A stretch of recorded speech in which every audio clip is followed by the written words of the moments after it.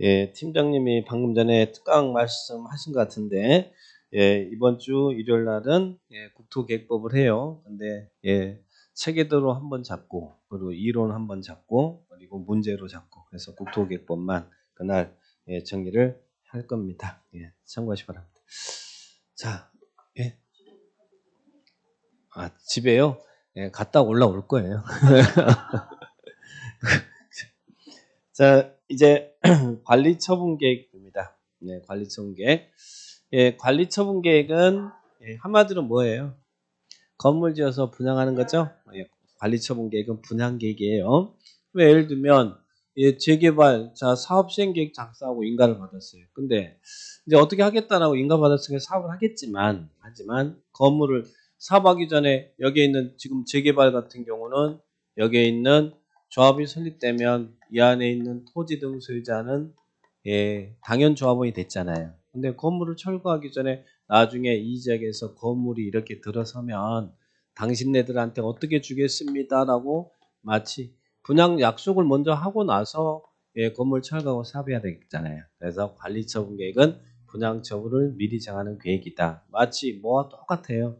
개발법의 환지 방식으로 할 때 시행자가 실시계획 작성 인가받았을 때 바로 들어가는 게 아니라 환지 방식에서는 나중에 택지 개발이 끝나면 당신은 어떻게 주겠습니다라고 환지 처분을 미리 정하는 계획처럼 여기도 마찬가지 건물을 철거하기 전에 당신네들한테 예, 조합원들은 나중에 끝나면 이렇게 건물 지을 테니까 당신도 이렇게 주겠습니다라고 미리 약속을 하고 사업을 하는 거예요. 그 분양 처분을 미리 정하는 계획을 무슨 계획을 한다고요? 관리 처분 계획이다. 근데 관리 처분 계획을 작성하려면 여기는 분명히 예, 토지 등 소유자가 재개발 같으면 예를 들면 당연 조합원인데 여기는 분양을 신청하는 사람도 있고 신청하지 않는 사람도 있을 거 아니에요, 분명히. 그래서 관리처분 계획을 작성하기 전에 미리 뭐 합니까?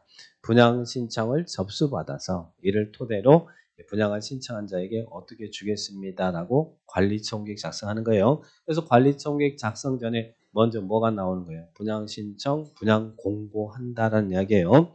자, 그래서 여기에 있는 분양 신청 등 이 부분입니다. 예, 작년에 여기서 시험에 예, 나왔습니다. 자, 그러면 예, 사업 시행자는 사업 시행 인가 고시가 있어요. 아까 사업 시행자가 사업 시행 계획에 대한 시장 건수등의 인가를 받잖아요. 인가 고시가 됐습니다. 그러면 이제 시행자가 뭐 해야겠어요? 사업 시행 인가 고시가 있었으니까 사업을 빨리 하려면 빨리 관리처분 계획 작성해야겠네. 그래서 우리 법에서는 인가 고시가 있으면 매일이네요. 120일이네. 120일이네. 120일이네. 예, 여기에 있는 토지 소유자에게 분양 신청 기간 등을 이런 내용들을 통지하고 그리고 또 예, 신문에까지 공고할 사항이 있으면 일간신문에 공고하라는 이야기예요. 자, 그러면 무엇을 알려줍니까?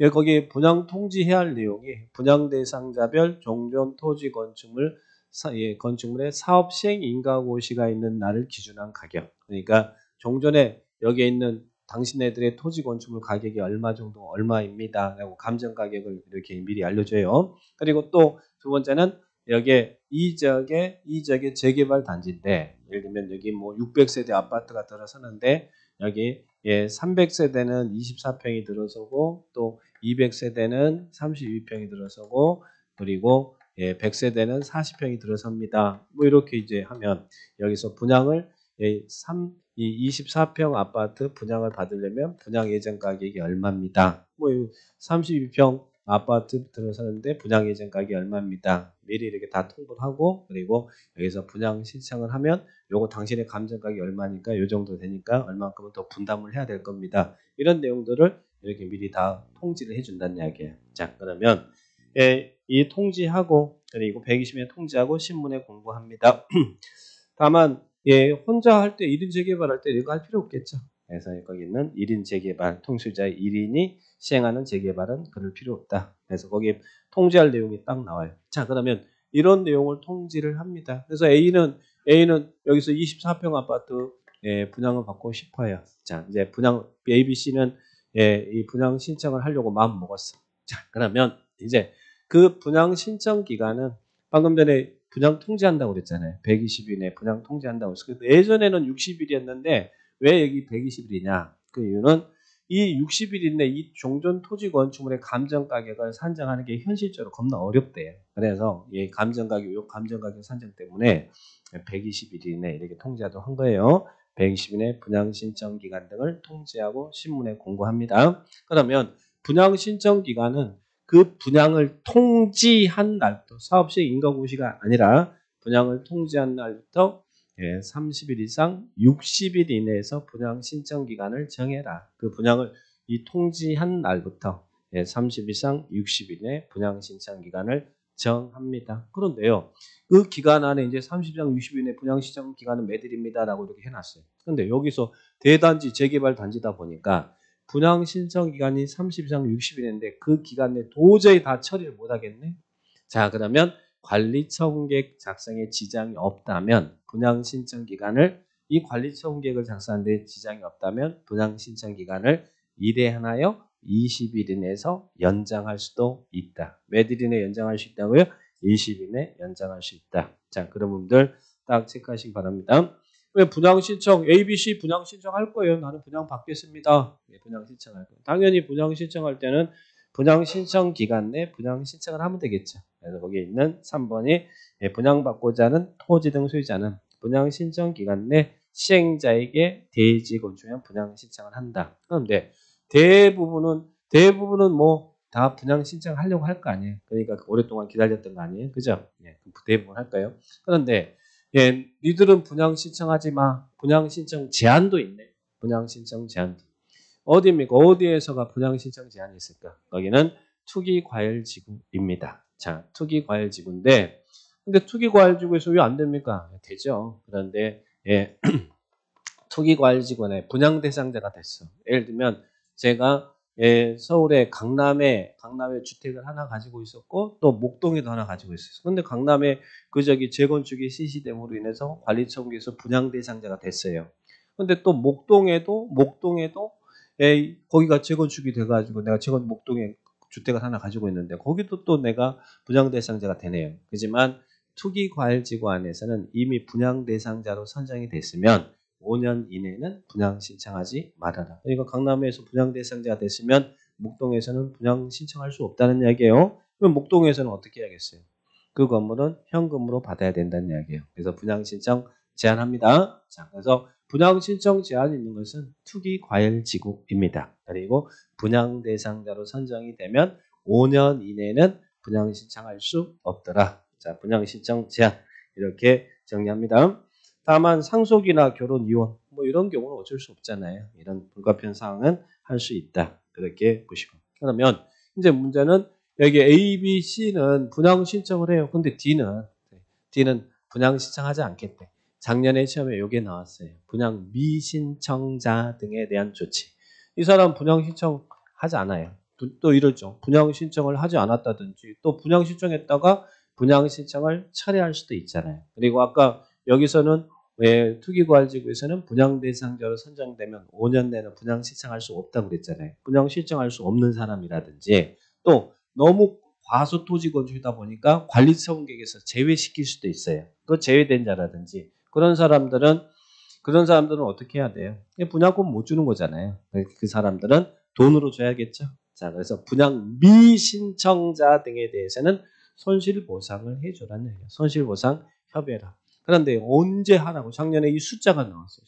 숫자가 이제 시행자가 관리처분계획 작성해서 관리처 인가를 받으면 이제 관리처분 인가를 받을 거 아니에요. 시장호수 등의 관리처 인가고시가 있으면 그 다음 날부터 몇 일 이내 손실보상 협의하라고요?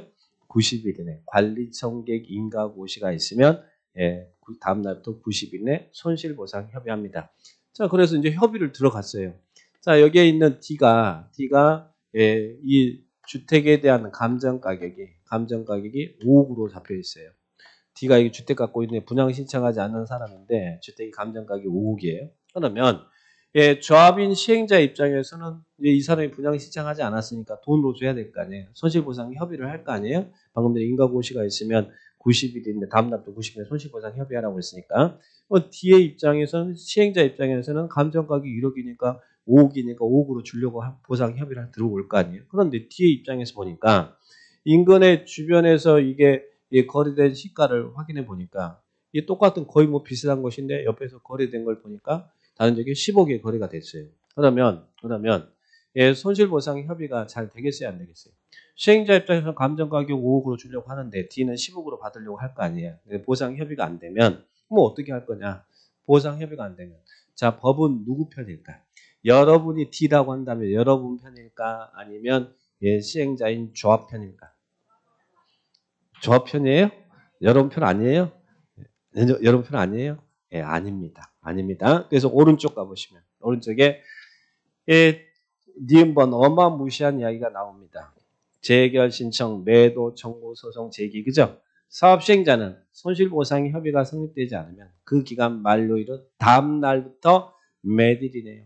60일이네. 그래서 작년에 90일, 60일이 시험에 나왔어요. 60일 이내 재결 신청하거나 재결 신청한다는 말은 강제로 뺏어와도 된다 이 말이에요. 재결 신청하거나 매도, 청구, 소송을 제기한다. 매도, 청구, 소송도 강제 집행이잖아요. 그러니까 예, 법은 여러분 편 아닙니다. 그러니까 보상 협의 열심히 해서 최대한 좋은 조건으로 받으려고 해야지 죽어도 안 돼 그러면 안 돼요. 예, 재결 신청하거나 매도 청구 소송 제기하라. 그래서 작년에 90일, 60일이 시험에 출제됐습니다.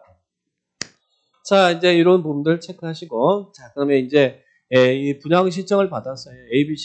A씨가 저 분양 받겠습니다라고 신청했어. 자, 그러면 이제 분양 신청을 토대로 이제 어떻게 하겠어요? 분양 처분을 미리 정하는 계획을 수립해야겠죠? 그 계획이 무슨 계획이라고요? 관리 처분 계획. 그래서 관리 처분 계획이 뭐냐고 물으신다면 분양 계획이다. 분양 신청한 사람이 어떻게 주겠습니다라고 분양을 약속하는 분양 계획이다. 분양 계획이다. 그렇게 기억합니다. 그래서 사업 시행자는 분양 신청 기간이 종료되면 분양 신청 현황을 기초로 다음 사항이 포함된 관리 처분 계획을 수립해서 누구한테 인가받으라고? 시장 군수 등에게 인가받아라. 그리고 인가받은 내용을 변경하거나 중지하거나 폐지할 때도 또한 같다. 또한 인가받는다. 그런데 변경은 변경인데 경미한 변경은 신고하면 된다. 자, 좀 이따 이 관리 처분 계획은 너무너무 중요한 계획이기 때문에 예, 신고 내용도 경미한 것도 기억하셔야 됩니다. 자, 그러면 그 박스가 관리 처분 계획의 내용이잖아요. 자, 관리 처분 계획 내용 한마디로 뭐라고요? 분양 계획이다. 다 분양이잖아요. 분양 설계, 분양 대상자의 주소 성명, 분양 대상자별 분양 예정 대지 건축 추산액. 그러니까 분양 가격 여기 있는 거. 여기는 분양 가격이 매겨진다는 이야기예요. 24평 아파트 분양 가격 얼마고 30평 얼마고 여기 얼마고 이런 분양 가격 결정이 되고 그리고 또 종전자산 예, 종전자산도 평가가 됩니다. 평가되는데 이 종전자산의 감정 가격은 언제를 기준으로 평가된다. 요건 기억하셔야 돼요. 종전자산의 평가는 사업 시행 인가 고시가 있는 날을 기준으로 평가한다는 거예요. 그러니까 사업 시행 인가가 언제 있었느냐가 중요한 거예요, 중요하지 않는 거예요. 굉장히 중요하죠. 사업 시행 인가가 10년 전에 있을 때와 엊그제 있을 때 어느 게 더 거기에 예, 가치가 높게 형성되겠어요. 엊그제 있었던 게 개발이익이 다 들어가 있으니까 사업 시행 인가 최근에 있을 때가 굉장히 중요한 거잖아요. 그래서 종전자산의 평가는 사업 시행 인가 고시가 있는 날을 기준으로 종전자산이 평가된다. 이렇게 기억을 하셔야 됩니다. 그러면 자 거기에 있는 내용들 나오고 그리고 또 1번, 2번, 3번 그리고 4번은 뭡니까? 자 우리가 일반적으로 이 재개발적의 조합원이 600세대를 한다면 여기 600세대 아파트 짓나요? 아니면 더 한 1000세대에서 더 많이 짓나요?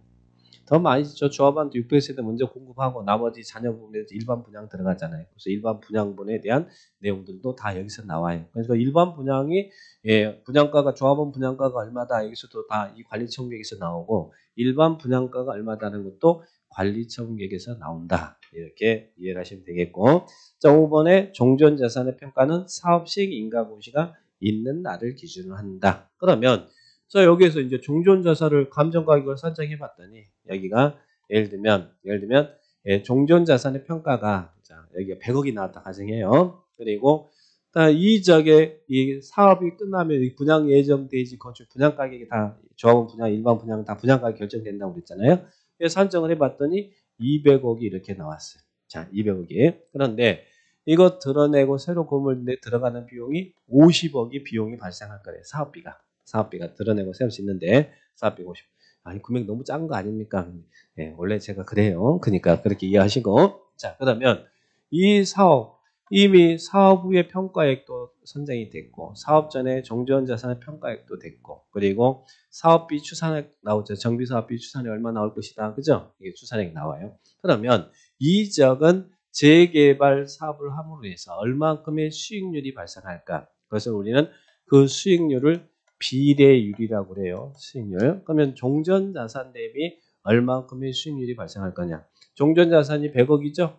100억인데 여기서 사업하면서 분양가격이 여기가 200억이죠? 200억이고 사업도에 들어가는 비용이 사업 비용이 50억 비용 발생하잖아요. 자, 그러면 종전자산 대비 얼마큼의 수익률이 발생하느냐? 그러면 여기는 얼마큼의 수익률이 발생해요? 1.5죠. 1.5니까 150% 수익률이 발생하잖아요. 이걸 비례율이라고 그래요. 자, 그러면 이제 어떻게 되냐면 A가 여기 감정 가격이 1억이 나왔어. 사업 시행 인가 고시가 있는 날 기준으로 감정이 1억이 나왔어요. 근데 이 작은 재개발 사업 이 관리처분 계획에서 비례율을 산정해 보니까 여기 비례율이 1.5가 나온다는 이야기 150%. 그러면 여러분 감정 가격에다가 이 지역의 수익률이 150% 수익률이 발생할 것 같으니까 여기에다 비례율 1.5를 딱 곱해줘요. 그러면 이게 1억 5천이 되겠죠? 1억 5천이 여러분이 교환받을 수 있는 이 토지 건축물의 권리가액이 돼요. 권리가액. 그러면 여러분이 여기 24평 3억짜리 받겠다 그러면 1억 5천만 청산해 주면 된다는 얘기죠. 자, 그리고 내가 요렇게 여기 있어. 여기 요렇게 가지고 있어. 토지 건축물 가지고 있는데 권리가액이 5억이었어. B가 5억이었어요. 그리고 B도 또 여기는 24평짜리 3억 받겠대. 그러면 B는 돈이 넘치는 거잖아요. 2억을 받는 거예요. 그래서 청산이 문제가 발생합니다. 그래서 실제적으로 이 재개발 재건축에서는 이 비례율 적용이 얼마큼 적용되느냐 이게 중요한 거. 똑같은 감정가격이라도 수익률이 비례율이 1.1이 적용되는 지역과 1.5가 적용되는 지역과 받을 수 있는 권리가격이 완전히 달라지잖아요. 그러니까 비례율이 이런 것들이 모두 다 이런 게 의해서 이 관리처분 계획에서 다 정해진다는 얘기. 그러니까 실무상 관리처분 계획은 너무너무 중요한 겁니다. 자, 굉장히 중요한 거죠. 내 자산이 얼마고 이런 게 다 여기서 다 결정이 되고 자, 또 얼마큼 더 분담을 해야 되는지 여러분들이 구체적으로 정해진다는 얘기죠. 자, 그 다음에 교환한다는 말은 나중에 그러면 이건 여기 시청한 사람한테 나중에 주겠다는 얘기잖아요. 준다는 말은 권리가 옮겨진다는 말이잖아요. 그러니까 소유권 위에 권리 등이 있으면 그 권리도 명세를 합니다. 관리처분계획. 그래서 관리처분계획이 뭐냐고 물으신다면 한마디로 뭐라고요? 분양과 권리에 관한 사항이다. 분양과 권리에 관한 내용이다. 관리처분계획. 이렇게 딱 정리하시면 돼요. 사업 시행계획하고 비교하시면 돼요. 아까 사업 시행계획에서는 분양이라는 단어 나오면 안 된다고 그랬죠? 자, 그렇게 비교합니다. 자, 그런데 거기 있는 관리성비 내용이 1번, 2번, 3번, 4번, 5번, 6번, 7번, 8번 쭉 있는데 다만 조합은 저 밑에 그 당구장 표시 있죠? 관리성비 수입 변경 관사항을 의결하기 위해서 총회 개최일 1개월 전에 3부터 6까지 해당 사항은 조합원에게 미리 문서로서 통지해 주래. 자, 그게 3부터 6까지가 뭐예요? 3번이 분양 대상자별 분양 예정 건축 추산액. 자, 분양 가격이죠? 분양 가격이 얼마고, 그리고 또 거기에 있는 4번 다 보류주된 명세와 추산액, 정비사업비, 일반 분양권 임대주택에 대한 이런 내용들, 돈에 관한 사항. 5번은 종전자산에 대한 감정가격이죠. 그리고 6번은 정비사업비 추산액, 그에 따른 조합원 부담. 다 금전과 관련된 사항이잖아요. 이 3, 4, 5번은 총회 전에 사전에 1개월 전에 미리 문서로서 알려줘야 됩니다. 자, 그래서 문서로서 총회 개최 전에 미리 통지해야 될 내용이 아닌 것은 이렇게 물어보면 거기는 3, 4, 5번은 미리 사전 통지를 한다. 그 정도만 보시고. 그 다음에 관리처분 계획은 너무너무 중요한 계획이에요. 관리처분 계획 변경할 때도 또한 인가 받아야 될 거 아니에요. 근데 경미한 변경은 인가 안 봐도 된대. 그래서 밑에 경미한 변경 신고가 나왔어요. 이것도 시험에서는 관리처분 계획의 경미한 변경이 2번이나 시험에 출제가 됐어요. 자, 그러면 이런 경우는 경미한 변경이다. 그래서 법에다가 이런 변경은 신고다. 이렇게 딱 나왔죠. 자, 경미한 변경. 자, 첫 번째 어떤 게 관리처분 계획 경미한 변경이에요? 단순 정정. 단순 정정인 경우는 계산서, 오개, 누락 등의 단순 정정은 경미하다. 그런데 이 정정이 다른 사람한테 불이익을 주면 돼요, 안 돼요? 그 당연한 말이잖아요. 근데 불이익을 준다 이렇게 시험에 내는데도 틀리고 있어. 당연히 불리기 없어야 됩니다. 자, 그 다음에 또 하나는 뭐에 따라 이렇게 돼. 우리 관리청계가 앞에 뭐가 있어요? 조합 설립할 때는 정관 작성하고 우리 또 조합이 설립됐으면 사업 시행계획 작성하고 해야 되잖아요. 그죠? 그래서 정관 및 사업 시행계획의 변경에 따라 앞에 있는 선행 계획에 따라서 관리청계 변경될 때는 경미한 변경이 돼. 뭐에 따라. 자, 그리고 또 우리 아까 재건축은 매도 청구 있었어요, 없었어요? 매도 청구. 매도 청구에 대한 판결에 따라. 그래서 뭐에 따라 나오면 경미하다. 자, 그래서 정관 및 사업 시행 계획 변경에 따라 그리고 매도 청구에 대한 법원의 판결에 따라 관리청 변경할 때. 그러면 이제 여기서 4번, 5번을 조심하셔야 돼요. 4번, 5번 보니까요. 권리 의무 변동이 있대. 좀 느낌이 있잖아요. 권리 의무 변동이 있대. 그러나 권리 의무 변동이 있어도 분양 설계의 변경을 수반할 정도는 아니대요. 그러니까 앞에 문장만 딱 보고 경미하지 않다 이렇게 생각하시면 안 돼요. 권리 의무 변동이 있어도 그 변동이 분양 설계의 변경을 수반할 정도는 아니다. 그러면 그 변경도 무슨 변경이라고요? 경미한 변경이다. 이제 5번은 해석하기에 따라서 왠지 경미하지 않을 것 같은 그런 느낌이 충분히 있어요. 주택 분양에 대한 권리를 포기하는 토지 등 소유자에 대한 임대주택 공급에 따라 관리성 변경한다. 자, 여기서 이제 포기란 이 사람들이 분양을 받기를 간절히 원한 사람이 아니라 분양 신청하지 않는 사람이에요. 안 받겠다고 포기한 사람인데 그러면 나중에 현금으로 줘야 되지만 그 사람이 또 마음이 바뀌어가지고 임대주택 달라고 한다면 그 주택을 포기한 사람이 원한 거 아니에요. 그러니까 이런 것은 좋은 거라고 생각하셔야 돼요. 근데 주택 분양에 대한 권리를 포기한 사람에게 임대주택 공급을 위해서 관리처분 계획을 변경할 때는 경미하지 않다 이러면 안 된다는 이야기예요. 이 사람이 원한 것이니까 좋은 쪽으로 생각하셔야 됩니다. 좋은 나쁜 쪽으로 생각하면 이건 경미가 아니다라고 생각할 수 있거든. 그러니까 여러분들은 다 마음씨 착하시죠?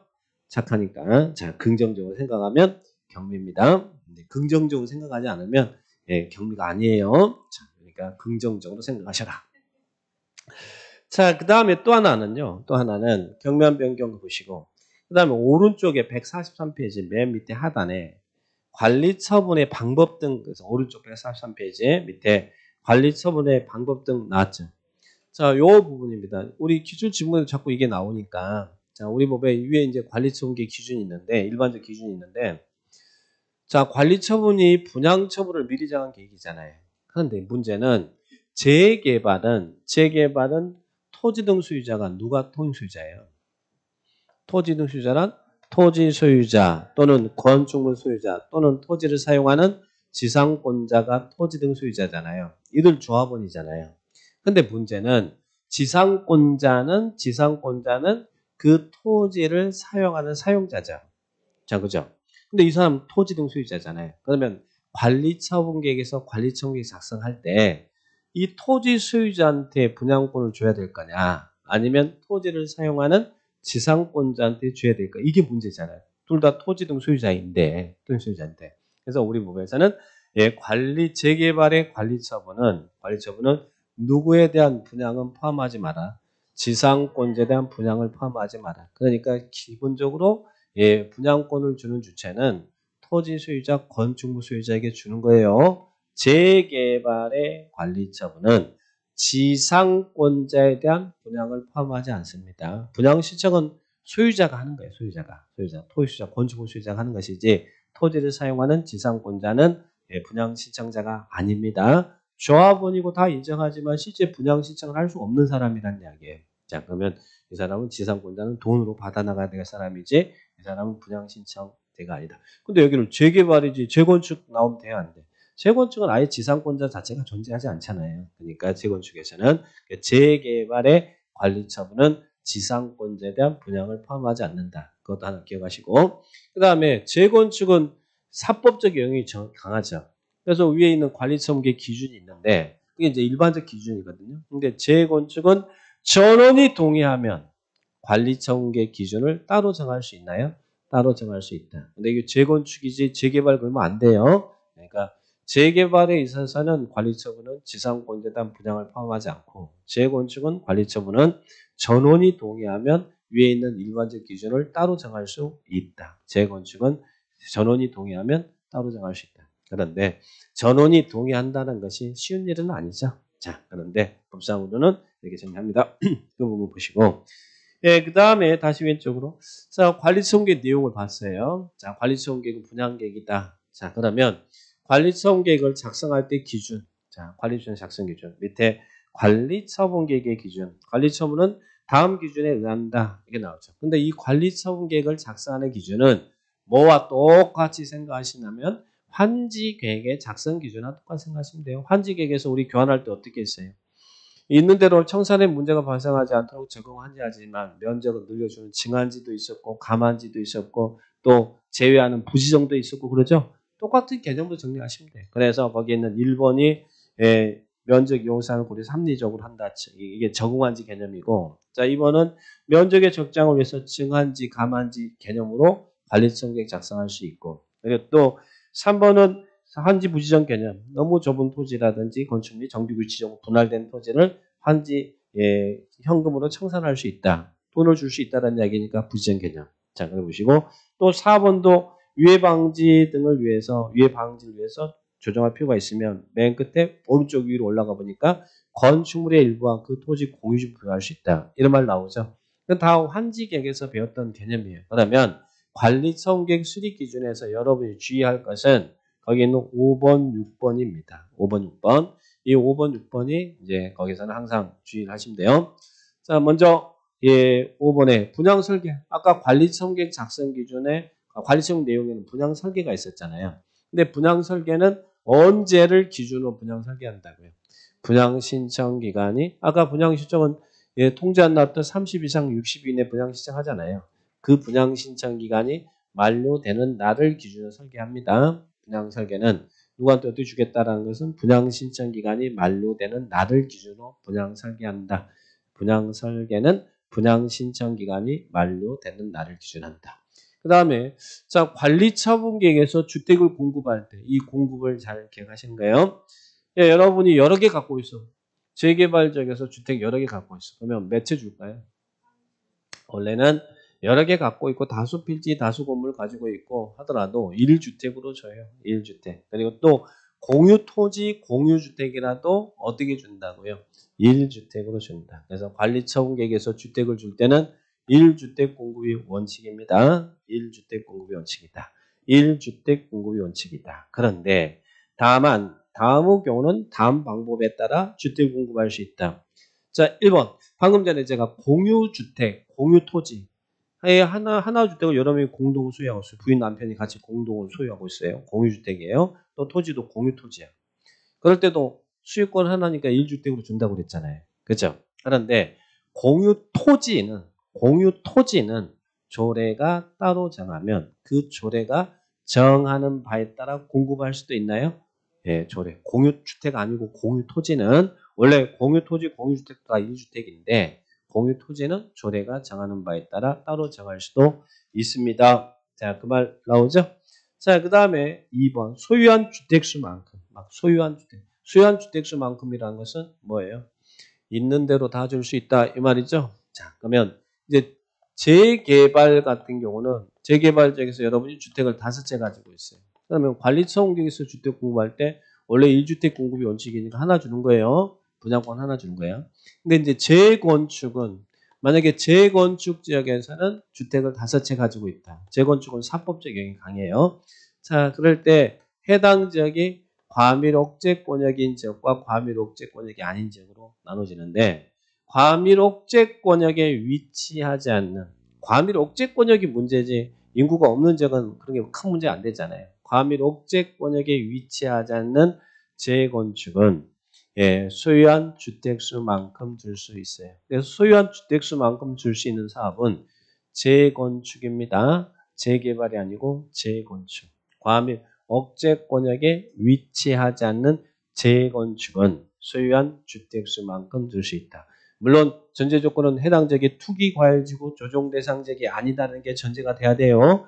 투기과열지구나 조정대상지역이면 무조건 다 1주택이니까. 그러니까 1주택이니까 투기과열지구 조정대상지역이 아닐 때 과밀옥제권역에 위치하지 않는 재건축은 소유한 주택수만큼 줄 수 있습니다. 자, 그렇게 보시고.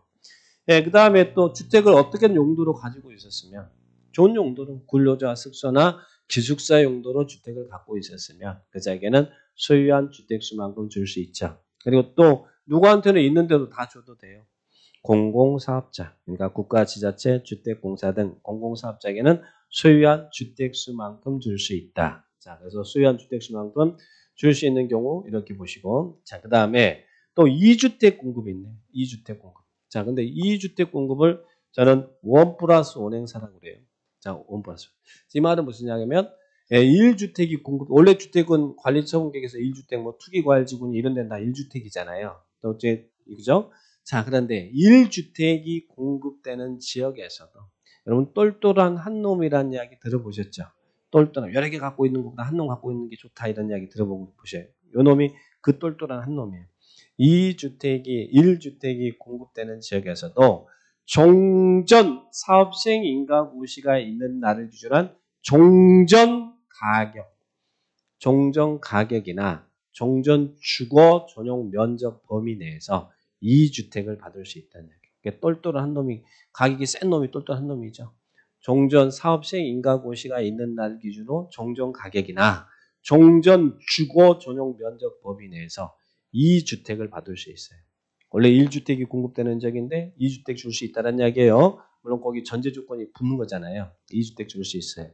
그런데 왜 이걸 저는 1+1 행사라고 하느냐.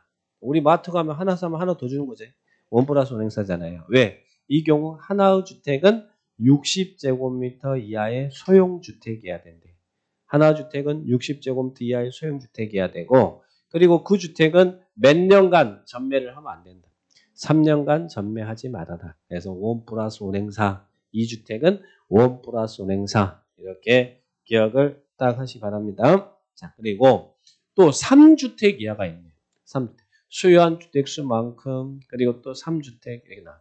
근데 3주택은 이것도 재건축입니다. 재건축 지역에 5채 가지고 있잖아요. 그런데 그 지역이 과밀 옥제권역이 인구가 많이 밀집된 과밀 옥제권역. 그러면 과밀 옥제권역의 재건축은 이 소유한 주택수 범위 내에서 3주택을 받을 수 있다는 얘기예요. 3주택. 과밀 옥제권역.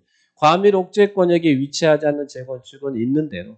근데 과밀 옥제권역에 있는 재건축은 이 소유한 주택수 범위 내에서 3주택까지 가능하다. 전제 조건은 다 이 지역이 뭐여야 돼?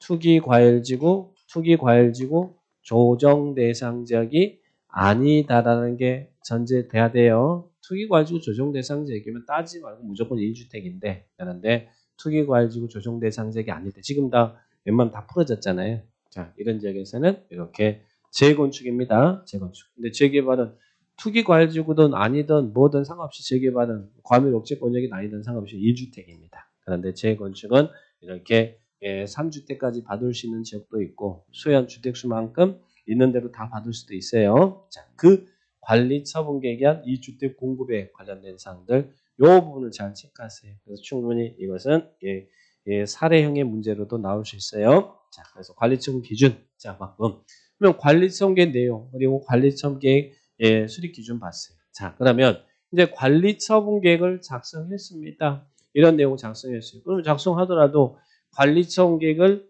인가받아야 사업하겠죠? 인가받아야 되겠죠? 관리처분 인제. 관리처분 작성 절차. 자, 관리처분계획은 누가 작성한다고요? 관리처분계획 누가 작성해요? 시행자가 작성하잖아요. 조합이. 그죠? 어떻게 주겠습니다. 분양 약속하죠. 근데 관리처분계획은 중요해요? 중요하잖아요? 겁나 중요해요. 그래서 시행자가 관리처분 작성할 때 인가받기 전에 관리처분계획 내용에 대해서 공람을 시키래. 너무너무 중요하니까 몇 이상 공람시키라고. 30 이상. 아까 그래서 우리 계획의 공람은 기사, 기본계획과 사업시행계획은 14 이상 공람. 정비계획과 관리처분계획은 30일 이상 공람시켜라 그랬죠? 그래서 여기는 그 위에 시행자는 관리청 인가를 신청하기 전에 관계서류 사본을 30일 이상 토지 등 소유자에게 공람하고 의견을 들어라. 그래서 이렇게 의견을 들어서 공람하고 관리성 내용에 대해서 의견 들어서 인가를 신청해요. 누구한테 인가 신청한다고? 누구냐 그러면 정비법 다 누구라고요? 시장 군수 등. 그래서 거기에 통보 시장군수 등은 사업시행자의 관리처분계획 인가 신청이 있습니다. 인가 신청합니다. 그러면 인가 신청이 있으면 시장군수 등은 매일 이내 인가 여부를 통보하는 거예요. 잠시 아까는 우리 사업시행계획에 대해서는 60일 이내 인가 여부를 통보했잖아요. 사업시행계획에 대해서는 시장군수가 그죠? 인가 신청하면 사업시행계획 인가 신청합니다. 근데 관리처분계획은 30일 이내 인가 여부를 결정 통보합니다. 그래서 관리처분 작성할 때 시행자가 30일 이상 공람시켜서 의견 듣고 관리처분 작성하고 그리고 인가 신청하면 시장군수 등이 인가를 하는데 인가 신청이 있으면 시장군수 등은 30일 내 인가 여부를 결정에 통보합니다. 자, 그런데 다만 2번을 보니까 아니 30일인데 또 2번은 또 60일이네. 그죠?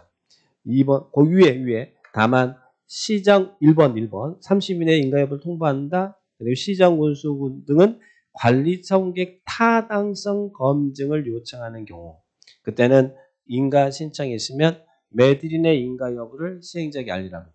60일. 그래서 원래는 30일인데 타당성 검증이 있으면 이 공공기관에다 타당성 검증을 받아서 인가를 해야 되니까 이때는 인가 신청이 있으면 60일 내 인가 여부를 결정 통보합니다. 자, 그러면 누가 어떨 때 그 관리처분계획에 대한 타당성 검증을 받아야 됩니까? 그 관리처분계획에 대한 타당성 검증이 이루어지는 사유죠. 그럴 때는 인가권자는 타당성 검증을 공공기관에 의뢰해서 타당성 검증을 받고 인가를 해주라는 이야기예요. 그러다 보니까 이 검증 기간이 필요하니까 이 시간이 좀 더 걸릴 거 아니에요. 그래서 타당성 검증의 요청이 있으면 시장군수 등은 60일 내 인가 여부 통보해요. 타당성 검증이 없으면 그냥 30일인데 타당성 검증이 있는 경우는 이때는 60일 내 인가 여부 통보해라. 그러면 어떨 때 그 관리처분계획에 타당성 검증이 필요합니까? 자, 관리처분계획 내용에 사업비가 몇 %장 증가해요? 10% 이상. 그래서 박스에 사업비가 10% 늘어난대. 그러면 여러분이 부담한 금액이 커진다는 이야기죠. 10% 이상 늘어나거나 또 조합원 분담 규모가 얼마? 20% 증가하거나 뭐 여튼간 뭐 돈이 늘어나고 증가되면 정말 짜증나는 거예요. 사업비가 10% 이상 증가되거나 조합원 분담 규모가 20% 증가하거나 그럴 때는 인가권자가 그냥 오케이 하지 말고 이런 공공기관의 검증을 받아서 인가를 해주라는 이야기예요. 그리고 또 여러분이 타당성 검증 좀 해주세요라고 요청했어요. 요청. 근데 얼마 이상이 요청해요? 조합원 얼마예요? 5분의 1. 10분의 1이 아니고 5분의 1 이상이 인가 신청이 있는 날로부터 15일에 요청합니다. 그래서 5분의 1 이상이 인가 신청인 날부터 15일에 검증 좀 해주세요라고 요청이 있으면 그때는 이 공공기관의 검증을 받고 나서 인가를 한다. 그래서 이런 타당성 검증이 이루어지는 사유. 밑에 박스에 있는 이런 사유입니다. 자, 이때는 검증 기간이 필요하니까 이때는 60일의 기간이 걸린다. 이렇게 관리처분계획의 타당성 검토. 그래서 이렇게 해서 이런 절차를 거쳐서 인가를 했으면 뭘 해야 돼요? 밑에 고시한다. 그래서 관리처분계획 인가고시가 됩니다. 자, 그러면 이제 어떻게 주겠습니다라고 관리처분계획을 시행자가 작성하고 시장군수 등이 이런 절차를 거쳐서 관리처분계획을 인가해 줬어요. 그럼 인가해 줬으면 이제 어떻게 할까요? 이제 어떻게 주겠다라고 약속이 됐으니까 이제는 뭐 하겠어요? 이제는 건물 철거하고 사업해야 될 거 아니에요. 자, 그러면 관리처분계획 인가고시 효과. 머릿속에 이제 관리처분 인가가 됐습니다. 이제 어떻게 주겠습니다. 약속했으니까 이제 건물 철거하고 사업 들어가겠죠. 우리 건물이 철거되는 것은 우리 재개발 재건축 이런 건물이 철거되는 것은 언제 철거돼요? 관리처분계획 인가가 있으면 건물이 철거되는 거예요. 사업 시행계획 작성하고 인가받으면 건물 철거되는 거 아닙니다. 그래서 이 원칙은 건물은 관리처분 인가가 있으면 건물을 철거하는. 그래서 건물이 철거되는 것은 관리처분 인가가 돼야 철거가 된다. 그런데 인가 받은 후에 기존 건물이 철거되는데 인가 전이라도 미리 철거할 수 있나요? 할 수 있어요? 자, 그래서 우리 법에서는 이런 사유가 발생하면 붕괴 등의 안전사고의 우려가 있다거나 우범지대와 우려가 있대. 우범지대 우려가 있으면 인가 전이라도 시행자는 건축물 소유자의 동의와 그리고 시장군수의 허가 받아서 인가 전이라도 철거할 수 있다. 원래는 관리성 인가가 있어야 건물이 철거되는데 우범지대에 우려가 있다거나 붕괴 등의 안전사고 우려가 있으면 시행자는 건축물 소유자의 동의와 시장 군수 허가 받아서 인가 전에도 철거할 수 있습니다. 자, 그러면 이제 이 관리청기 인가가 됐으면 어떻게 지어주겠습니다라고 약속이 됐으니까 건물 철거하고 사업해야겠죠? 그럼 가장 주된 효과는 관리청기 인가가 있으면 이제 건물 철거되고 사업 시행이 될 거 아니에요. 그러면 여러분 어떻게 했어요? 거기에 살고 있던 원주민, 세입자 다 나가야 돼. 다 나가야 돼. 그래서 관리청기 인가고시가 있으면 가장 주된 효과는 방 빼야 됩니다. 방 빼야 돼. 다 나가야 돼. 방 빼. 근데 법에다가 방 빼 그럼 얼마나 거칠어요. 그러니까 이쁘게 표현하기 위해서 사용식이 정지된다. 관리청객이 있으면 종전 토지 건축물 사용식이 정지된다. 사용수가 할 수 없다 말은 방 빼라는 이야기잖아요. 사용식이 정지. 언제까지 사용식이? 건물 다 지으면 분양받은 대지업 건축물로 수익권 이전하고 고시하거든요. 그 이전 고시가 있을 때까지 사용식 할 수 없다. 그래서 관리청 인가부터 수익권 이전 고시가 있을 때까지는 사용식 할 수 없어요. 방 빼야 돼. 그러면 이제 방 빼야 되는데 이제 문제는 방 빼야 되는데 다만 방 빼야 되는데 시행자의 동의를 받았거나 보상급 지급이 완료되지 않으면 그러하지 않다. 사용할 수 있다는 이야기죠. 이게 뭐예요? 제가 재개발 지역에서 거기 상가 하나에서 상가 빌려가지고 신발 가게 하고 있었어요. 근데 관리청 인가가 떨어졌대. 그러면 이제 저는 더 이상 이제 영업 못하니까 나가야 될 거 아니에요. 방 빼야 되죠. 근데 나가기 전에 눈물의 폐업 정리를 한번 하고 갈까요? 눈물의 폐업 정리를 한번 하고 갈까요? 그래서 동의 얻으면 그러하지 않다. 사용할 수 있다는 이야기예요. 눈물의 폐업 정리. 보상급 지급이 완료되지 않으면 그러지 않다. 자, 그러면 이제 어떤 문제 발생하냐면 저는 이제 여기도 원주민이든 세입자든 다 나가야 되잖아요. 관리성 인가가 있으면. 그죠? 그럼 제가 재개발 가게에서 신발 가게 하고 있는데 관리성 인가가 있으면 사용식 정지되니까 나가야 될 거 아니에요?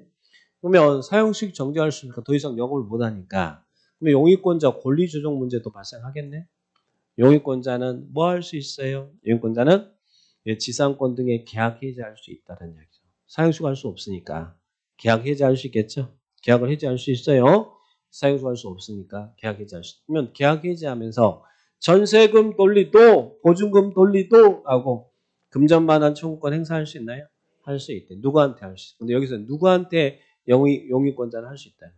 여기는 시행자에게 할 수 있다는 이야기예요. 시행자. 조합한테 금전반환 청구권 행사할 수 있어요. 시행자에게 금전반환 청구권 행사할 수 있다. 그러면 전세금 돌리도 보증금 돌리도 사업 시행자에게 금전반환 청구권 행사했는데 근데 원래 갚아줄 의무가 있는 사람은 누구예요? 누가 갚아줄 의무가 있어요? 아니 소유자가 갚아줘야지 왜 시행자가 갚아줍니까? 근데 시행자에게 여러분은 지금 금전반환 청구권 행사했잖아요. 그러면 시행자는 갚아줄 의무가 있는 토지 등 소유자에게 뭐 할 수 있어요? 구상권 행사할 수 당연한 이치잖아요. 그죠? 예. 여러분은 금전반환 청구권을 시행자 했지만 시행자는 통수자에게 구상권 행사할 수 있죠. 그런데요. 이 토지 등 소유자가 돈 없다 하면서 배를 딱 내미네. 돈 없다고 배를 딱 내밀어. 배를 째요? 예, 째시면 안 되고 자 많이 힘들어요. 예, 예. 배를 압류하면 돼요. 자 압류. 예, 압류하면 즉 토지소유자에 기속될 대지와 건축시설을 압류하면 된다. 구상권 행사가 안 되면 압류하면 돼. 압류하면 무슨 효과가 발생한다? 저당권과 동일한 효력이 발생한다. 그럼 저당권과 동일한 효력이 발생했다는 말은 무슨 말이에요? 이미 경매 청산할 수 있다는 이야기죠. 자, 그래서 이런 용익권자 방 빼야 되고 사용식이 정지되니까 이런 문제가 쭉 붙는 거예요. 가장 중요한 건 사용식이 정지. 그러니까 그에 따른 용익권자죠. 자, 그 다음에 또 보시면 관리처분 인가고시 효과 또 하나는 그러면 관리처분계획 인가고시가 있으면 가장 주된 효과는 뭐라고 했어요? 방 빼라는다. 다 나가야 된다고 그랬잖아요. 다 나가야 돼. 관리처분 사업 시행 인가가 있어도 그래서 영업하고 장사를 할 수 있지만 관리처분 인가가 있으면 다 나가야 된다는 얘기. 자, 그죠? 나가야 되면 또 어떤 문제가 발생하겠어요? 다른 법률이랑 계약 기간에 문제가 발생하겠네? 우리 민법에서 지상권 전세권의 존속 기간 또 주임법 상임법에 있는 최단 임대차 계약 기간 이런 다른 법률이랑 이런 계약 기간이 있잖아요. 근데 거기가 이제 충돌이 발생하면 안 되잖아요. 최단 존속 기간이 있으니까. 그래서 우리 뭐에 가르마 터졌어요. 관리 처분계획 인가가 있으면 다른 법률에 의한 계약기간 규정은 적용한다고요? 적용하지 않는다. 않는다 해가지고 적용한다고 하면 충돌이 일어나고 난리 날 거 아니에요. 그러니까 이런 관리수행 이가가 있으면 다른 법률에 의한 이런 계약기간 규정은 적용하지 않는다. 이렇게 기억하시기 바라고요. 자, 그 다음에 밑에 5번은 지분 쪼개기예요. 자, 우리 개발법에서도 입주한대 때 뭐 지분 쪼개기 하면 환지 지정 제한한 것처럼 여기도 분양 신청 제한하겠다는 이야기. 우리 지분 쪼개기 지분을 늘리는 방법이 있죠. 어떻게 해서 소유권을 늘린다고 그랬어요. 그 박스가 하나의 필지를 여러 개 필지로 분할해서 소유자를 늘리는 방법. 단독이나 다가구를 뭘로? 다세대 주택으로 전환하는 방법. 또 토지 소유자 건축물소유가 동일이 있는데 분리시키는 방법. 소유권을 늘리는 방법이 지분 쪼개기잖아요. 그래서 이런 경우는 분양 신청 제한한다고 생각하시면 돼요. 또 네 번째가 신축의 증가. 이런 경우는 소유권을 늘리는 방법입니다. 자, 참고만 하시고. 자, 그 다음에 자, 관리처분계획 밑에 관리처분계획에 따른 처분. 자, 관리처분계획은 분양처분을 미리 정한 계획이잖아요. 나중에는 관리처분계획대로 관리하고 처분해야겠죠? 자, 그래서 분양처분의 기준이 됩니다. 자, 밑에 정비사업 시행으로 조정된 대지건축물은 관리처분계획에 따라 처분하고 관리하는, 그래서 관리처분계획이에요. 관리처분계획에 따라 처분하고 관리해야 됩니다. 그리고 그 정비사업 시행으로 건설된 인가받은 관리처분계획에 따라 토지소유자에게 공급해야 된다. 관리처분계획대로 공급해 주는 거 당연한 이야기잖아요. 공급한다. 이런 질문도 다시 시험에 나왔고. 자, 그러면 문제는 나머지. 자, 여기서 이제 관리처분계획 작성해서 600세대인데 조합원한테 600세대 공급하고 나머지 여기 1200세대 지어졌는데 그러면 조합원한테 먼저 동호수 배정 먼저 해주잖아요. 주고 나서 나머지 자녀 부분은 어떻게 하나? 자녀 부분에 대해서는 3번 사업시행자는 분양신청을 받은 자녀분이 있더라. 자녀분 있으면 정관 및 사업시행 규정한 목적으로 해서 자녀분을 보유지로 정하거나 조합원 외의자에게 분양할 수 있다. 그래서 일반 분양 들어가는 거잖아요. 그래서 관리처분이 딱 하고 나서 이제 조합원에 공급하고 남은 자녀 부분에 대해서 일반 분양 들어갑니다. 그래서 일반 분양이 들어가는 것도 관리처분계획이 있어야 일반 분양이 들어가는 거예요. 분양이라는 게 관리처분계획이 분양계획이니까. 그죠? 이렇게 봅니다. 자, 그러면 오른쪽에 재개발 사업이 임대주택이 있네. 자, 우리 재개발과 재건축의 차이는 아까는 이제 용적률 완화에서도 올라가는 것이고, 자, 원래 재개발은 무슨 의무가 있어요? 재개발과 재건축의 차이는 임대주택. 자, 임대주택 여기 방금 전에 말씀했고, 재개발 사업은 이적에 임대주택을 의무적으로 지어야 되잖아요. 임대주택을 의무적으로 지어야 돼요. 재개발은 임대주택이 있다는 얘기. 자, 그러면 이제 시행자가 이 관리처분계획에서 이제 이런 이 조합원 분양분, 일반 분양분 그리고 또 임대주택도 이제 건설할 거 아니에요? 자, 그러면 임대주택은 건설된 임대주택은 어떻게 처리해야 됩니까? 자, 조합이 시행자잖아요. 자, 그러면 거기에 있는 조합이 이제 시행자가 돼가지고 단지 안에 임대주택을 지었어요. 그러면 임대주택 좀 인수해 가세요라고 요청할 수 있다는 얘기예요. 시행자는 누구한테 인수 요청을 할 수 있어요. 자, 여기 있는 국장, 시도지사, 시장, 군수구청장, 주택공사 등은 조합이 요청하면 임대주택을 인수해야 된다는 이야기예요. 자, 그래서 재개발 사업의 임대주택 인수라고 합니다. 재개발 사업의 임대주택 인수. 재개발은 임대주택 의무 주셔야 되니까. 조합이 임대주택 지었으면 이 인수자에게 인수해 가세요라고 요청할 수 있어요. 자, 그러면 여기서 시험에 잘 나왔던 것은 자, 지금 인수자가 임대주택을 인수하는 인수자가 중앙정부도 있고 지자체도 있고 토지주택공사 등 이런 공공기관도 있잖아요. 근데 인수 요청을 하면 누가 우선 인수해야 돼요? 여러분 누가 친해요? 지자체가 친해요? 중앙정부가 친해요? 지자체. 그래서 우선 인수는 누가 하냐면 여기가 우선 인수자입니다. 지자체가 우선 인수자입니다. 자, 여기를 국장이 우선 인수한다든지 LH가 우선 인수한다든지 그러면 안 돼요. 여러분 친한 사람이 해당 지자체잖아요. 지방자치단체. 그래서 인수 요청이 있으면 인수를 하는데 그때 우선 인수자는 시도지사, 시장, 군수구청장이 우선하여 인수한다. 그런데 시도지사, 시장, 군수구청장이 우선 인수해야 되는데 뭐 여러 가지 사정이 생겼네. 예산 부족이 생겼다든지 그래서 인수가 어려운 부득이한 사정이 발생하면 그때는 누구한테 요청하라고요? 국장한테 토지주택공사 등을 인수자로 지정할 것을 요청할 수 있다. 그러니까 국장한테 인수 요청할 수 있다. 이렇게 여러분 이해하시면 돼. 국장한테 인수자로 요청할 것을 요청할 수 있다. 원래는 국장이 우선 인수자가 아니에요. 우선 인수자는 지자체다. 지자체다. 근데 지자체가 인수가 어려우면 국장한테 LH로 하여금 인수해달라고 요청할 수 있다는 이야기. 국장한테 부탁할 수 있다는 이야기. 한마디로 말하면 자 그렇게 기억합니다. 자 그러면 이제 이들이 이 시행자가 요청을 하면 이들이 이제 임대주택을 인수할 거 아니에요.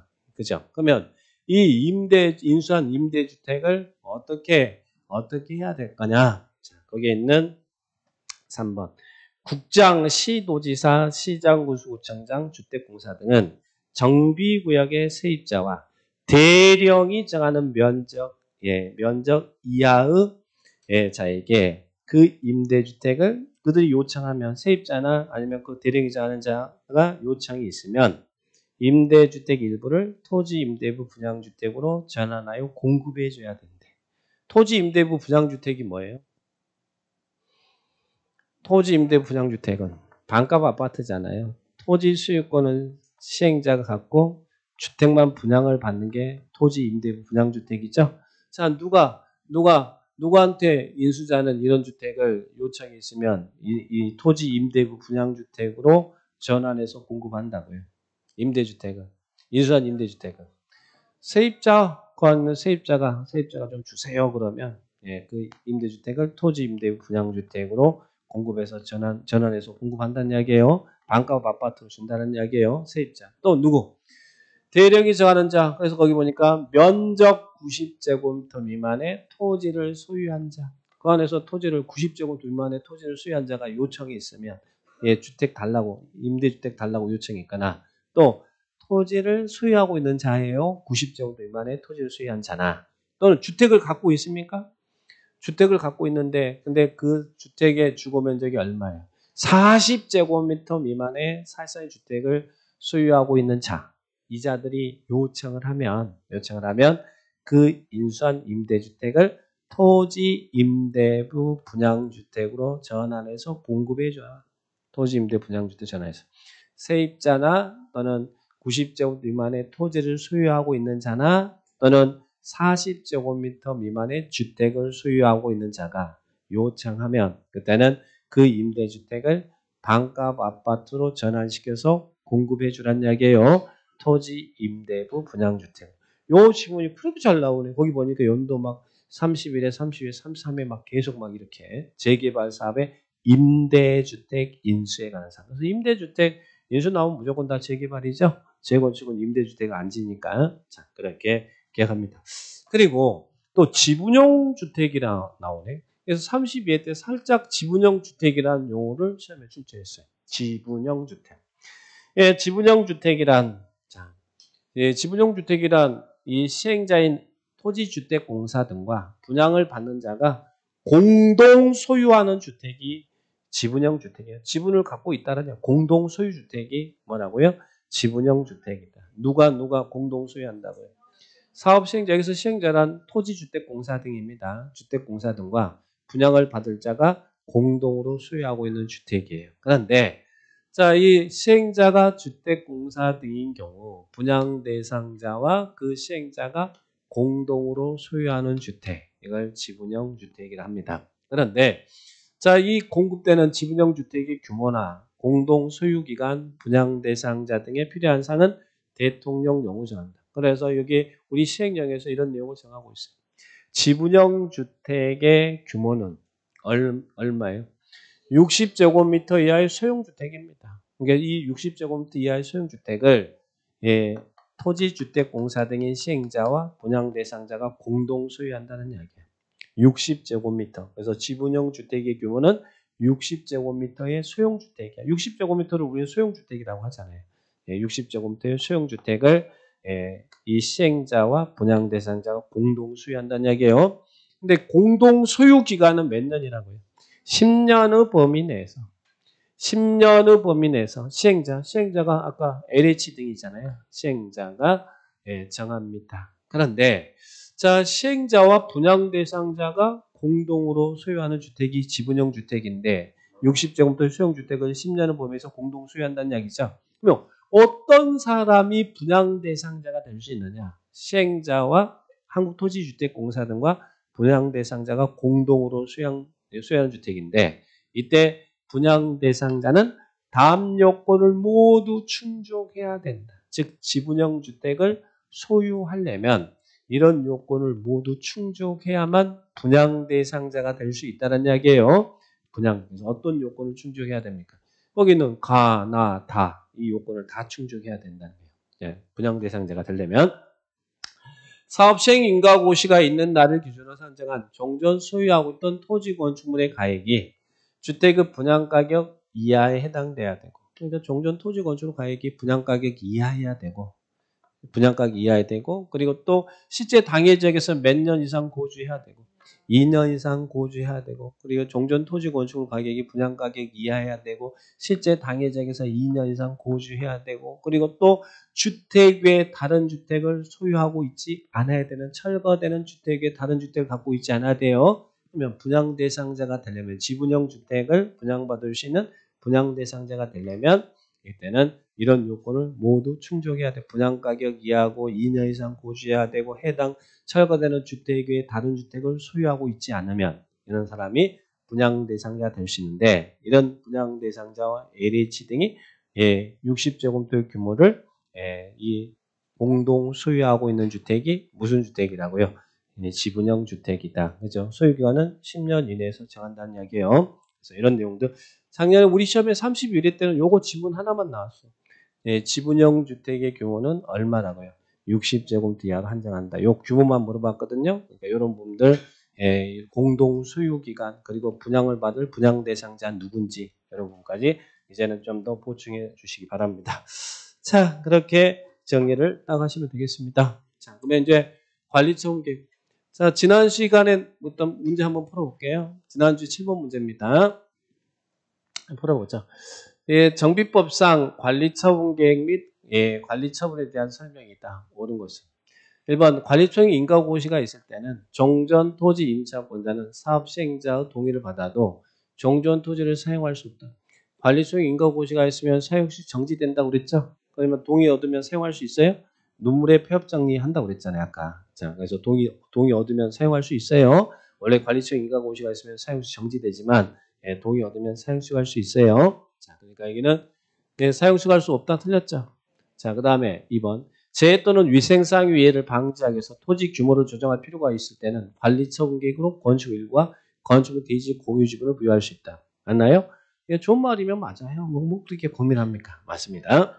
자, 그 다음에 3번 관리처분 계획 재건축 사업의 시행자는 관리처분 계획 수립에서 시장군수의 인가를 받아야 하며 해당 관리처분 계획을 중지하는 경우는 시장군수에게 신고한다. 맞아 틀려요? 자, 관리처분 인가받았어. 인가받은 상을 변경하거나 중지하거나 폐지할 때도 또한 같다. 또한 같다는 말은 무슨 말이에요? 인가받아라. 변경 중지. 경면 변경 나오면 신고지만 그거 없이 그냥 변경 중지 폐지 나오면 인가받아요. 똑같은 행위를 보는 거예요. 자, 그 다음에 4번 재개발 사업의 관리 처분은 정비구역 안에 지상권자에 대한 분양을 포함한다. 자, 아까 재개발의 관리 처분은 지상권자에 대한 분양 포함하지 않는다고 그랬죠? 소유자가 분양 신청하라고 그랬죠? 자, 그래서 틀렸고. 그 다음에 재건축 사업의 경우 법령상 관리처분 기준은 조합이 전원의 동의를 받아도 따로 정할 수 없다. 재건축은 전원이 동의하면 관리처분 기준을 따로 정할 수 있다고 그랬죠? 재건축은 따로 정할 수 있다. 이런 내용들 기억합니다. 그래서 여기서 답은 몇 번이 답이에요? 2번만 답이고 나머지 다 틀렸습니다. 자, 이렇게 정리를 하시기 바랍니다. 자, 그 다음에 이제는 정비법 마지막 148페이지 분양 공고입니다. 자, 좀 쉬었다 하죠.